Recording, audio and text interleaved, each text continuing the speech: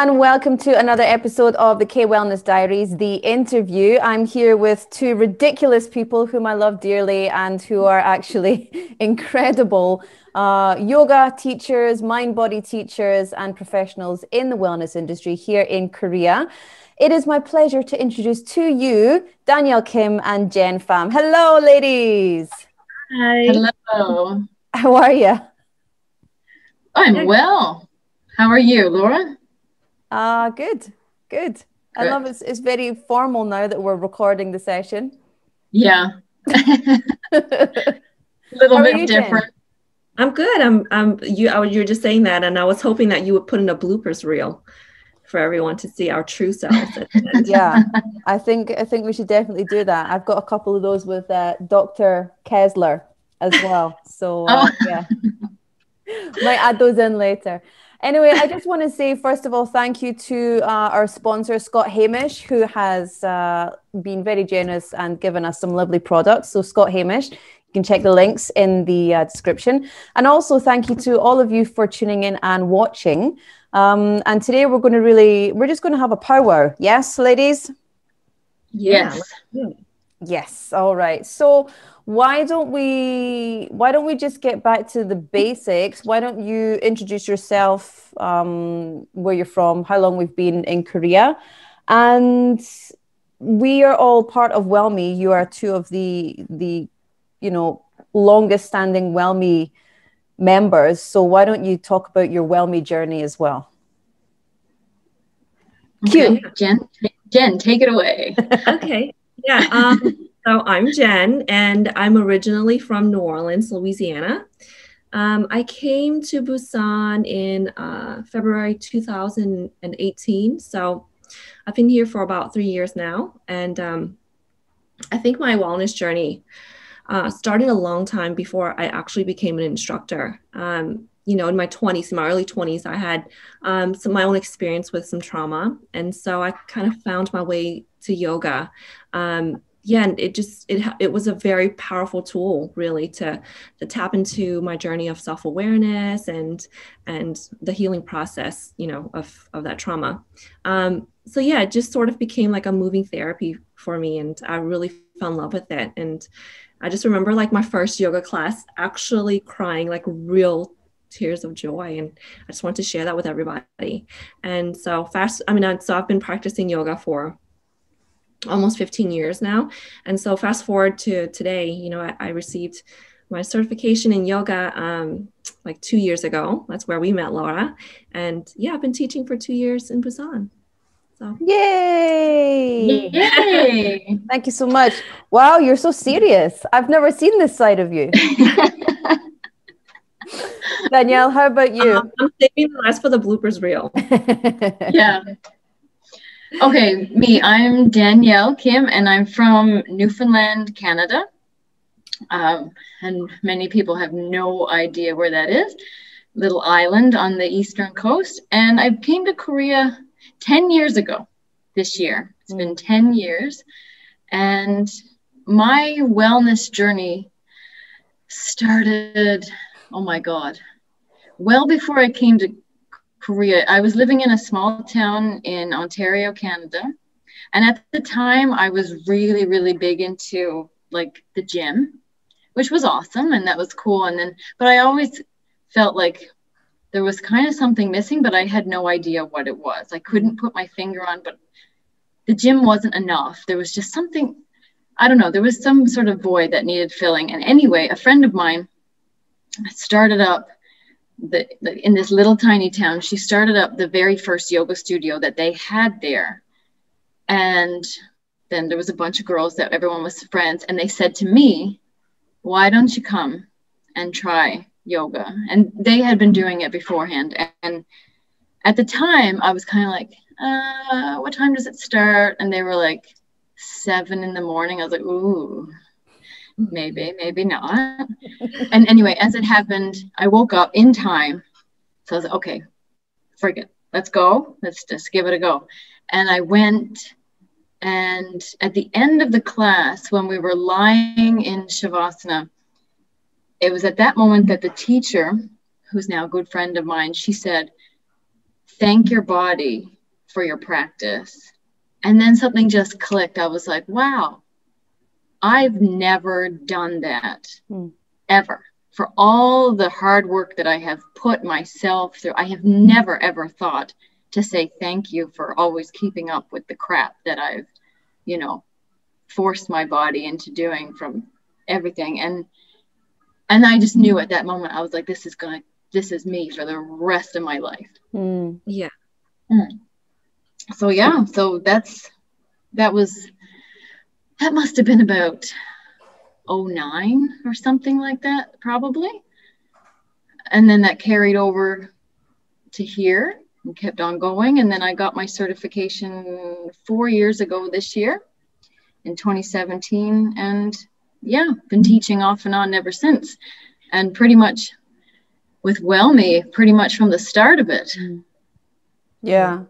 I think, like, it's so funny because I identify with both of your stories. Like, the first time I had a full yoga class, I just cried and I cried and I cried because it was the first time I'd actually felt like my body was good enough, you know? So I went through a lot of, as many people do, a lot of body issues and hated my body for a long time, like really, really despised it. And I had a terrible relationship with my body, terrible relationship with food.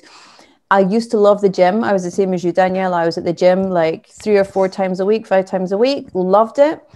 But there was always something else that needed to happen. And I think I used to be really, really against religion. And I'm still not religious. But when I started moving into mindfulness and meditation and all of that kind of stuff, maybe it's been about, I don't know, 7 years now, but I started to lose that idea, that kind of, what would you say, like the bias or something. I had this prejudice against it. Because and I did too. Because I grew up with an extended family that was quite religious, and I went, not to cut you off, but I know exactly what you're talking about. And yoga you sort of started to open up yourself less to religion itself, but more to spirituality. Exactly. Yeah, exactly. And that's, for me, that's where it became something that I could choose. So I can choose to say a prayer to nature if I want to, and that is meaningful to me. And I think for me, that's what this journey, this wellness journey has really given me. It's a space that I can just be myself in, and I can just enjoy that area no matter how it is. And we always say it, you know, when we go on, it's like, however you're going to show up for yourself today, you know, maybe you're feeling a bit crunchy, maybe you can't do anything, just do what you can do. And I think that's one of the biggest reasons that I love being in yoga and mindfulness and meditation and all that, because it is all about the individual, and that's pretty special. It seems like we all have had an experience, like, you know, at the very end of yoga. And that's such a special moment in Shavasana. I mean, sometimes it could be so emotional for people. It's usually very emotional for me. And, you know, the fact that we all have, you know, I didn't mention this, but I too have a background in, you know, I loved going to the gym and I was very active, but I adopted this kind of mindset where it's just like no pain, no gain. I think a lot of people kind of, you know, tap into that when they want to, like, a sense of change, but they're not happy with the way they look. And so, yeah, and I think yoga really has the power to kind of really change that sometimes harmful mindset, right? You're punishing your body because you're not happy with what you see. And so I try not to subscribe. I don't think any of us does really, to try to subscribe to that mindset, like no pain, no gain. I think it's a very dangerous rhetoric. Yeah. I mean, I think sometimes no pain, no gain. Like if I'm at the gym and I'm doing some heavy squats, that's when I've got that no pain, no gain mindset, but I'm not going to do damage to myself. I'm just going to use it to power my juicy butt. Cut that out. Don't cut that out. So both of you have been with WellMi basically from the start. Danielle, you've been there from the very, very start, back when we did the very first WellFest. And you know, we've had conversations way back when it was all just becoming a thing. And Jen, you've been pretty much there from the start as well. And we've done some really fabulous things together, and I'm so proud of what we've done, and I'm so grateful to both of you for being there, not just for me, but for this whole movement that's going on. So I'm interested to hear, kind of, in your opinion, what things have we been doing in Busan or in Korea, either with WellMi or, you know, individually as well. I'd love to just hear some of the stuff that we as a team and we as individuals have been getting up to. Well, I mean, as a team, we've been doing all kinds of stuff. We've done a lot of projects with corporate businesses, yoga classes, meditation classes for companies, and we've provided yoga classes for the foreign community, well, for in all of the community, but we've made a little community among the foreigners here, because our classes have been, for the most part, in English. And we've done plenty of, since the whole pandemic started, we've done a nice few things on Zoom. We've done some chair yoga online, some mindfulness meditation online, and we've reached people, well, all over Korea, as far as, well, in the ones that I've done, I believe I've had participants from Hong Kong and Japan as well. Yeah, we've done plenty with that. And well, this past summer we did the collaboration with Paradise Hotel, where Jen and I and where I burnt myself. Yeah, and in the blazing sun as well. We did the whole summer. Yeah, heat stroke yoga. Heat stroke yoga. God. It was so hot, but so lovely, so great atmosphere. Yeah, that's the kind of things. I mean, there's been periods like, well, kind of like right now, we're just getting over another dry spell where we've had to, kind of stay low for a bit, but hopefully things will be up and running again soon. Yeah, the pandemic has made it very difficult for us to do what we love to do, which is in-person stuff. Yeah. Although I know, Danielle, you love online. I do. I'm such an introvert. I mean, I love the in-person classes as well, but I don't know. Zoom is where it's at, man. Like, I think there's so much potential to be done with Zoom. I think you can reach far and wide, but there's the flip side of it. The sense of community felt in an in-person class it's one of a kind, really. You can't beat that. But I am a fan of Zoom, not gonna lie. We've been lucky to get those corporate classes, I mean, and we don't sell our product. We don't sell our classes. People come to us, and that's something that I'm very proud of, is, we've got a bit of a nice reputation for having bilingual yoga and meditation instructors. And I think that kind of sets us apart from other companies, because we've got, native speakers of both languages, and we're currently working on getting, a couple more languages in there. Jen, how about you? What are some of the highlights, or what are some of the things that you remember that we've been getting up to here in Busan? Yeah, I mean, first off, I just want to say, like, I love our chemistry, the three of us together. I feel like every time it amazes me how we get anything done, honestly. We don't. But, we don't get anything done. To me, honestly, really. No, but I think we're all quite creative. And so, we often have those little brainstorming powwow sessions that we'll get, some projects and ideas going and stuff. And so we have like a growing list of things we want to do. That being said, I think we've done a lot already moving forward, like in Korea. One big thing that was a highlight for me was the wellness conference we did together.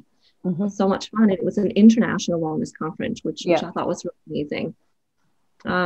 Obviously, with the setbacks with Corona and everything, we did the best that we could. But I'm going to touch on what Danielle has said. With the pandemic going on, we're trying to do online classes, but before that, I think we were providing a sense of community, like Danielle said, for expats. A lot of expats that come here, they're coming here with a fresh start, and they leave family and friends behind from where they came, and so starting a new life in a different country, I know for me especially, can be stressful at times. And yeah, just not, I think people who came to my class often said that, it was very hard for them to find therapy or the help that they needed when they needed an outlet to relieve the stress. And so, especially with doing yoga, it is a great meditational tool. It's a moving meditation, I like to say. But, when you go to a Korean yoga class, all of it's in Korean. So you lose a lot of that aspect, right? Like you're guiding people through, like I keep coming back to Shavasana, you know what I mean? Like they miss out on all that stuff. So, providing like English classes for them, it's been very helpful, I think, for them. Yeah. And so, yeah, that's what we've been doing. And hopefully after all this is said and done, we can get that going again. Yeah. Person classes and stuff. I really do miss it. I do. Yeah, because we've got that ban at the moment, no gatherings of 4 or more people, 5 or more people.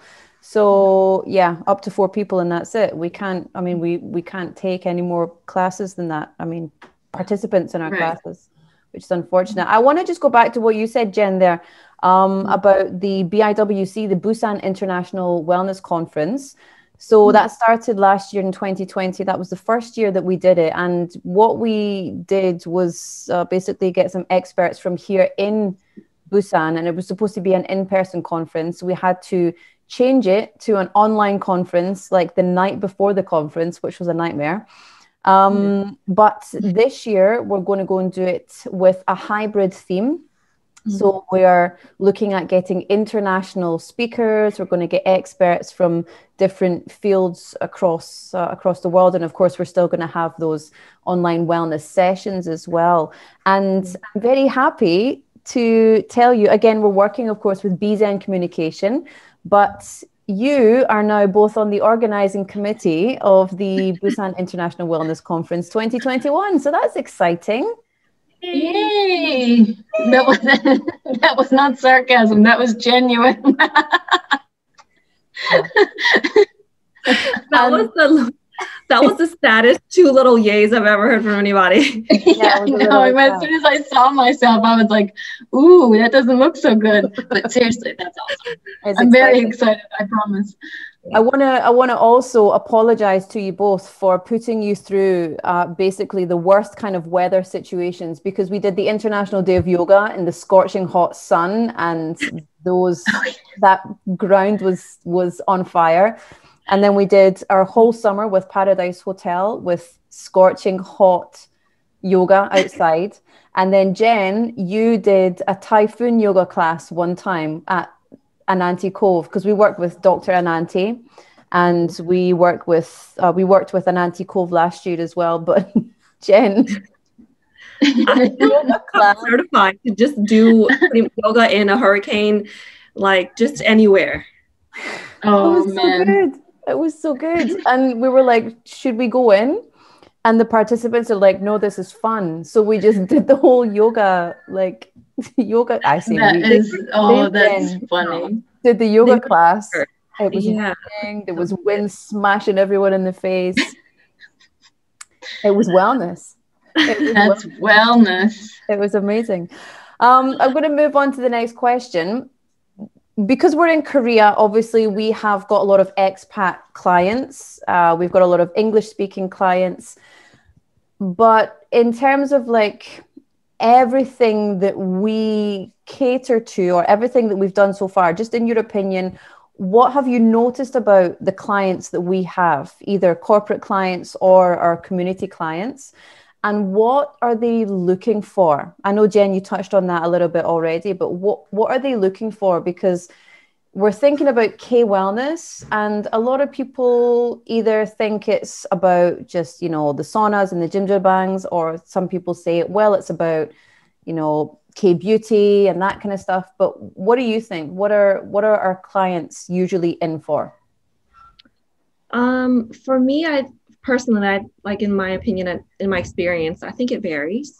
For the most part, when students will come to the class for the first time, I'll try to get to know them a little bit better and ask them, what brings you to yoga, and why did you just start your practice? And I'll get like a wide range of answers, but a lot of the times, they'll say like, I just want to get toned, or I'm looking to be more flexible. So those are like really common answers. But what happens is, they come in for those reasons, but what happens is in the process of learning yoga, a sort of unfolding happens, right? So they kind of are taken in a different direction, especially with meditation stuff.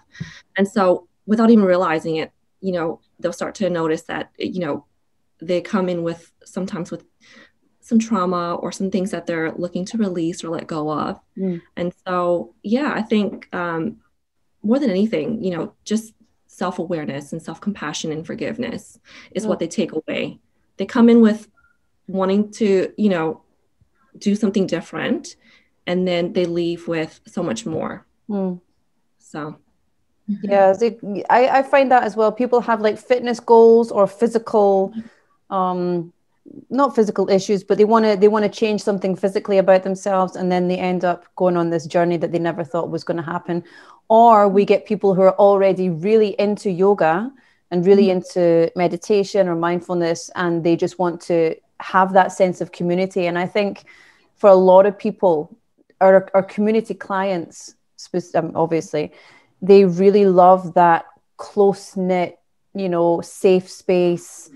And I hate that whole safe space, but do you know what I mean? Like a sharing space where people are free to just talk about anything they want to talk about. Yeah. Yep. Danielle, what do you think? Yeah, actually you pretty much just hit the nail on the head there. And I agree with what Jen was saying. Like, I can definitely see a portion of the community that we've had in our yoga classes that are definitely one of the main goals, or the first goal that they showed up with was definitely a fitness based or flexibility based or whatnot.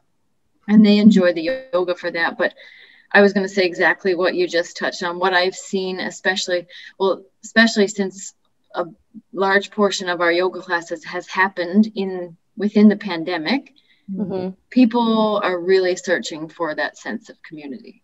I feel like every time that we take the pause because some strict regulations come so that we have to shut down our classes for a little bit, and then when we reopen and we come back together, I can really see it. I can really sense that from the people, the students. They're just so happy to be together in the room, and just to be able to practice together, even if they don't even know one another. You can just feel the sense of community. And I think that's a common theme around the world these days. I think people are feeling isolated, and they're just a lot of people are pretty desperate to just get together and be social. Connect with someone else. And that's what that's usually a theme of most of our classes, right? And I guess you find that kind of anywhere you go with yoga and meditation, it's about connection to self, to others, to nature, to whatever it is. And we've not been able to do that. And it's for introverts like Danielle, and for me, actually, I'm okay because I still have to go to work. And so I'm connecting with my family, with my husband, with my son, the places that I go to work. But a lot of people are living in one rooms. A lot of people are not able to either go to work, or they go to work and they don't have anyone who speaks their native language, maybe. And it can be a very isolating situation to be specifically an expat in a different country and find ourselves in the middle of a pandemic. And I think what you guys regular yoga classes have done is really provide a lifeline for a lot of people. And it's really disappointing that we can't do it because of COVID-19. Speaking of which, what are some of the other things that we wanted to do or you want to do, but we can't because of COVID-19? Oh, well, I think any large scale yoga events, like large classes, retreats, multi-day retreats, where we can have large groups of people going about to different classes and different scheduling and things like that. I mean, this whole area of mindfulness, meditation, yoga and stuff, I mean, there's just so much that we could do. If if it wasn't for COVID-19 and the restrictions on the amount of people that we can have together. I think retreats is something that everyone would love to have. I mean, and we saw that ourselves. Yeah. But, you know, it just gets too risky when the cases get too high for COVID. But for me, I really enjoyed like the WellFest, those days where you get, you know, large spaces, 50, 60 people. I mean, those days are always awesome. Everybody walks away feeling like $1 million, and it's just so much fun. So you know, if it weren't for COVID, we'd be able to put off more of that kind of thing. And I can't wait until all of this is settled down so that we can plan something like that again. It's going to be great. I know. So frustrating. Jen, you're the reason that we were going to have that retreat in the first place. That was your bright idea. Yeah, the wellness retreat. Just the numbers were so incredible. People reacted to it so well. Well, it's so like we had a limit on the number of spaces, and it was gone. Yeah, it sold out. No time. It sold out. It was so fast. It sold out so fast. And we didn't have any more spaces, and I had lots of requests coming in. Yeah. Can I come? I want a ticket. And I'm like, I can put you on the waiting list, but obviously it didn't happen. And the thing is, what I found is that even right up until we made the announcement, like, you know, sorry, it's not really safe to do this right now. Everybody was still on board. Yeah. Like, I don't feel like anybody ever said, you know what, I'm going to drop out first. Everyone was like, I'm going. If you're going, I'm going. Right. Yeah. But I mean, we made the right call for safety's sake. Yeah. But I mean, you could really tell that was right up everybody's alley to have that kind of retreat. Yeah, I know. Jen, what do you think? Yeah, I think that just goes to show how ready people are to kind of move past this, right? And to get a handle on their wellness and take, you know, full responsibility for their own wellness, because just seeing how this pandemic has wreaked havoc on those who have like a weaker immune system. I mean, scared people straight, especially I know it did for me. Yeah. And, you know, we keep coming back to the idea of community. I mean, I think more than ever now, people are just really craving that because we've been in isolation for so long. We've been apart for so long. And it's, you know, as human beings, we're social, you know, we're very much social creatures. And so I just, the numbers, that was just very telling for me that we need to do this. Right. We needed to provide this for the people in Korea and for, you know, the expats and even, you know, the non-expats, the residents of Korea. Yeah. But yeah, I really do miss just having like normal and consistent yoga classes. And I know that we were so excited to open up even into like aerial yoga and looking into, you know, introducing bar and all this exciting stuff. I think when the time's right, hopefully we can get that going again. And I think that's first and foremost, just because I feel like a lot of people have been craving that, you know, just the consistency. Yeah. And it's so unfortunate because we want to be consistent, but right. It's safety first. Not having it. No, safety first. There'd be nothing worse than some, goodness forbid, touch wood, someone being near someone with COVID and then going to one of our yoga classes, and like we would be it would be a terrible, terrible thing, because we don't want to ever put anyone at risk. So unfortunately, we've just got to say no. I was going to ask you both, this wasn't my original question, but you know, we are three very young professional women here in Korea, and we've all got, you know, WellMi is kind of like our lifestyle business. So it's what we do. It's what we'd love to do full time, I'm sure. But at the moment, you know, it's definitely not what we can do. But in terms of just Korea in general, outside of what we're doing, what other wellness facilities or wellness resources or contents have you seen specifically, if any? You said within Korea? Yeah, within Korea. Gosh, I know there was the one company that we saw together, Laura, on Instagram, that they were providing retreat services as well. And like, I remember when I first came here, and I was looking for these kind of retreats and these little programs and like weekend getaways to kind of reset yourself. But I remember there was only one in Jeju. There was like a little yoga studio that were running retreats in Jeju, and I know that there's the one that the one in Seoul, I forget the name of it, but they also do these really awesome little programs and stuff, curated programs.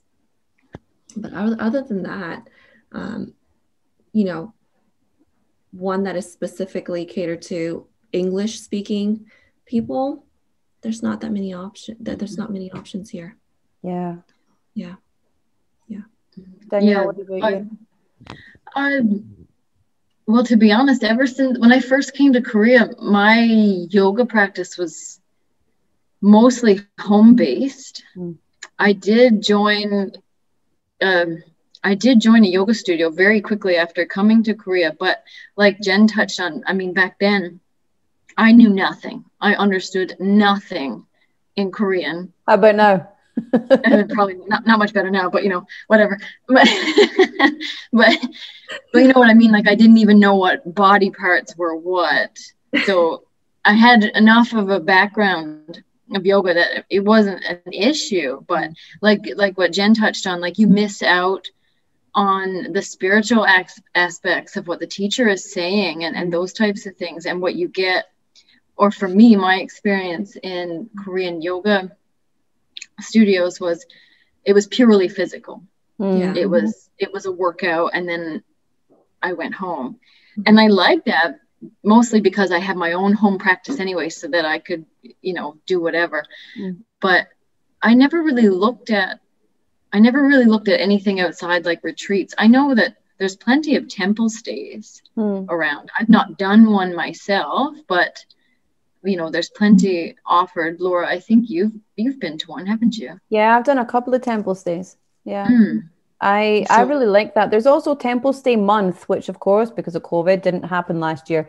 But Temple Stay Month is it's a full month when all across Korea, temple stays are like the cost of a temple stay is completely slashed. It's incredibly cheap in various participating temples.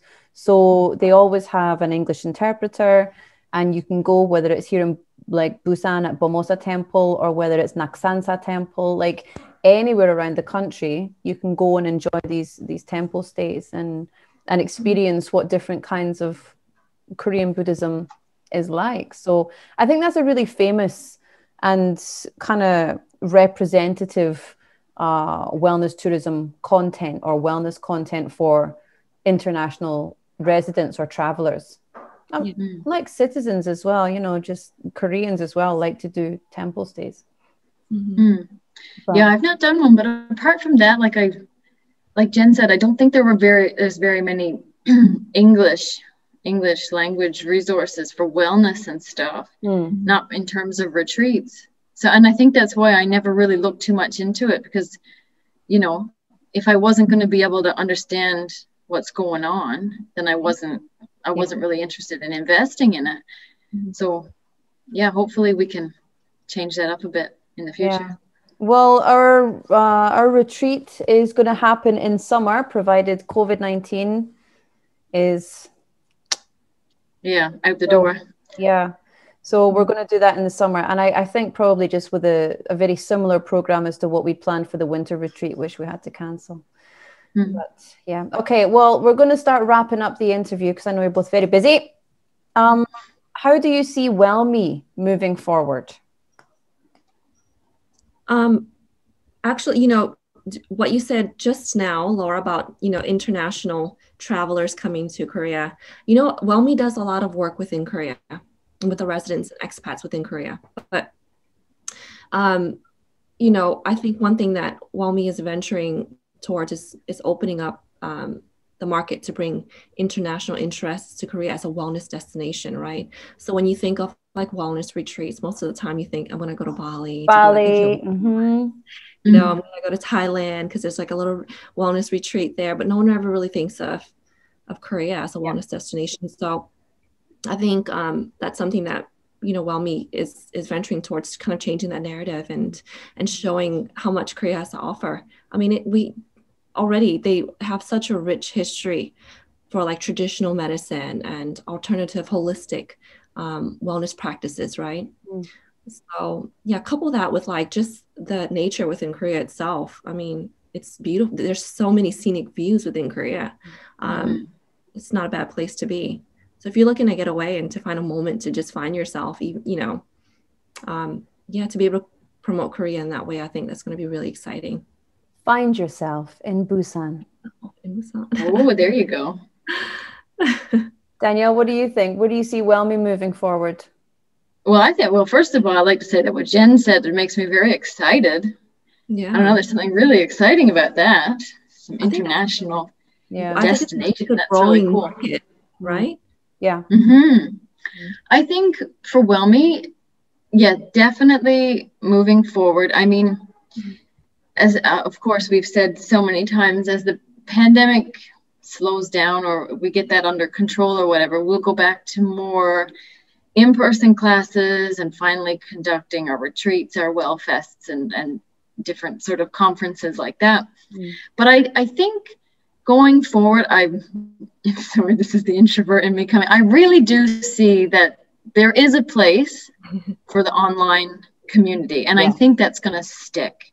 And I've actually listened to plenty of yoga podcasts, lots of yoga teachers around the world, and everybody is saying a similar idea, is that yes, we will come back to in-person classes, in-person retreats, getaways, what have you, but there's definitely going to be a continuing community of online people who are going to stick around with like Zoom type classes. Yeah. Because, you know, pandemic or not everybody is going to be able to be a part of an in-person retreat or anything. It's just not, you know, lots of people will, but lots of people won't. And Zoom and other platforms have opened up a whole new opportunity for a lot of people. There's you know, lots of donation-based online classes that's been popping up for people who have been isolated and not in the position to pay for full online memberships that have always been on the go. So there's a lot of different affordable options that can be offered through online platforms, and I think that's here to stay to some extent. And I think that's good in a way, because, you know, we've mentioned how important the in-person community is, but the online community can reach even further. Yeah. So I think, you know, there's a space for that. That's so interesting that you said that, because I think Zoom has hit, in some senses, it's hit like a little sweet spot, right? So there are some people who find it hard to make it to an in-class yoga practice because the traveling time, or, you know, maybe they just don't feel comfortable enough within their practice to be around others just yet, or they just, you know, introverts like you, Danielle, just don't want to leave the comfort of their own homes, and so don't want to put pants on. They don't want to put pants on. And so, you know, doing like online yoga videos, it can be hard to motivate yourself and to be held accountable, right? So I think doing Zoom classes kind of hit that sweet spot right in the middle, where, you know, you have to show up for yourself and be there at a set time, and you have to follow through. But at the same time, you're also within the comforts of your own home. You don't have to travel anywhere. You can wear whatever you want, and no one's judging you, and no one's looking at you, no one's touching you in any way that you don't want to be touched. So I think, I really think it does. I mean, there's a space for it. And also having the online, just to say one more thing about it, the online community offers the chance for people to participate live, but also for people to purchase recordings so that you can do it later. So, you know, there's lots of wiggle room for, you know, different schedules. That's right. So there we go. We're going online and offline. It's exciting. And overseas. And what about wellness in Korea? I know, Jen, you've been here for about 3 years. Danielle, you're the same as me, 10 years this year. How have you seen wellness in terms of what's popping up either in trends or facilities, etc., here in Korea? It's very much in the spotlight here from where it was. I think when Korea is always a very fast-paced like environment. Everyone is go, go, go. And I think when I first got here, there was no real desire from people around me to slow down. I didn't think. Do you notice? Do you know what I mean? Like, I mean, people were, that was just how it was, and people were sort of accepting of really fast-paced environment. But I think as K-wellness sort of comes into the spotlight a little bit, people are recognizing the importance of slowing down, taking your time, and these more mindful practices and stuff, and they're more open to that kind of thing. So, yeah, that's where I see it. I see that continuing in the future. I see like more yoga, but there's always been yoga, but then I see more yoga coupled with meditation, mindfulness practices, because I think there was less of that from my experience when I first arrived. And I think there's more of that available now than there was 10 years ago, for sure. Yeah. Did you feel like the yoga classes that you went to before were very much based on achievement instead of meeting you where you are? Oh yeah, absolutely. Well, I mean, like I said, I mean, again, I couldn't understand everything that was saying in the beginning in the Korean yoga classes, and they were great yoga classes, but I felt that it was just workout based. And there's a place for that, and it was great, but I don't think I've ever attended a class where there was a meditation in addition to the yoga, or like following up from it. And I think at the time when I first arrived, I'm not really sure how many people would be interested in something like that, because I've been in plenty of classes where as soon as the teacher would get everybody into Shavasana, people would leave. Like just pack up their stuff, like, this is the part that I don't need to do, that kind of idea. Right? I've got things to do. 빨리 가자. Right, exactly. So, but I think these days people are really a lot more open to experiencing meditation and stuff like that. So, you have a visitor. Yeah, I have a visitor. Blooper reel. But yeah, that's something nice to look forward to, and I think there's going to be more of that going forward. Yeah, Jen, how about you? No, I definitely agree with that. I think this day and age, more so than ever, I think people have access to much more information and education, and with that, I think, like you, Danielle, I don't know if I mentioned this, but I came here for the first time in 2014. Actually, I lived a year in Seoul, and I was also doing yoga classes. But the yoga classes there, like Danielle said, they were very fitness based, quite aggressive. I wouldn't even call them yoga. They were, they were just very fast, very fast. And they were, like you said, Laura, achievement based. And it was more focused on getting you into a pose and not really trying to understand why we're doing it or how we feel in that pose. Yeah. Right. And really seeing it as a means to an end to kind of change your body shape, really. And it's fun, but I don't think that's what yoga is or always traditionally has been.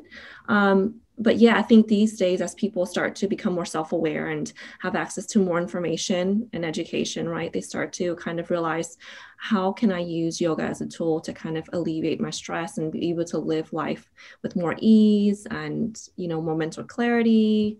And that I think they're starting to shift from a very much image-based fitness,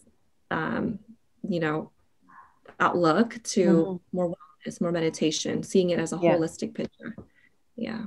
And it's always been there. Yeah, absolutely. It's always been there as a holistic practice. It's just now it's coming into the mainstream. And people are like, okay, let's do meditation. Let's do mindfulness. And mindfulness is now a term that is used everywhere. So it was there before. It just wasn't in the mainstream practices, I think. Yeah. And especially with I feel like the lifestyle here, like the Bali culture, it's like they move so quickly. They try to get everything done in a lot of the times, you know, they do. I mean, stress is always going to be around. It's always been around for ages. And so I think they're starting to kind of realize how powerful yoga can be. Them, you know, to be able to manage that stress and live life a little bit easier. Yeah. That's slow really life exciting. and me time and work-life balance and all of these things. It's time for us to say goodbye because I've taken up too much of your time already. Do you have anything else you would like to say? I will not repeat the actual question that I sent you. Why not? Any other business? Do you have anything else you'd like to say before we say goodbye? No, I'm really excited to hopefully get things going again and be able to see everyone face to face and to be able to do like those community events that we love so much, like Danielle said. Yep. I second that. Yeah. More Zoom and more in-person stuff too. Yeah. Roger that. Noted. We will do more stuff. And also, we have decided to start our own podcast. Yes. Which will be not for children, I guess. No. Not for anybody, really. I mean, I don't see anyone tuning in. This is for our own entertainment. It's at your own risk. It's at your own risk. Just for us, this is just for us. You can listen if you want, but this is just mainly for us. Yes. Exciting stuff. Well, listen, regardless of what unfolds with COVID-19, we will be doing the Busan International Wellness Conference 2021. You will both, of course, be presenting there as instructors. I'm looking forward to organizing that with you. And I want to say a big thank you for giving up your time this evening to have a little powwow and record some of the stuff that we're thinking. It's been fun. Thank you so much, ladies. Thank you. It's been awesome. Thank you. Thank you so much. And I'll see you very soon. Okay. Bye-bye. Bye. Bye.